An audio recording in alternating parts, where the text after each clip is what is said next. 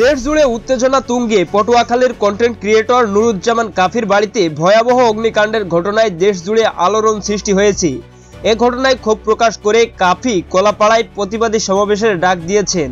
বুধবার বেলা 11টায় পায়রা সমুদ্র বন্দর জিরো পয়েন্টে এই সমাবেশের ঘোষণা দিয়েছেন তিনি। ফেসবুকে দেওয়া এক পোস্টে কাফি লিখেছেন, এই দায়িত্বহীন সরকারকে বিগ মেসেজ দিব, যদি মানা না হয় আমি নিজেই বিপ্লবী সরকার হব। কাফির এই ঘোষণা অনুসারে সমাবেশের স্থান নির্ধারণ করা হয়েছে পায়রা সমুদ্র বন্দর জিরো পয়েন্টে। অনুসারীরা ইতোমধ্যে সমাবেশে যোগ দেওয়ার প্রস্তুতি নিচ্ছেন।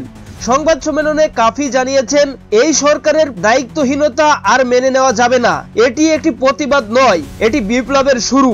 এই ঘটনায় পটুয়াখালী এবং আশেপাশের এলাকায় উত্তেজনা ছড়িয়ে পড়েছে। কেউ কাফির সাহসিকতার প্রশংসা করছে, আবার কেউ স্থিতিশীলতা নষ্ট হওয়ার আশঙ্কা প্রকাশ করছেন। নুরুজ্জামান কাফির এই প্রতিবাদ কি সরকারের জন্য বড় চ্যালেঞ্জ হয়ে উঠবে, নাকি একটি বৃহৎ আন্দোলনের সূচনা করবে? এ প্রশ্ন এখন সবার মুখে। একটু অপেক্ষা করলেই দেখা যাবে পরিস্থিতি কোন দিকে গড়ায়।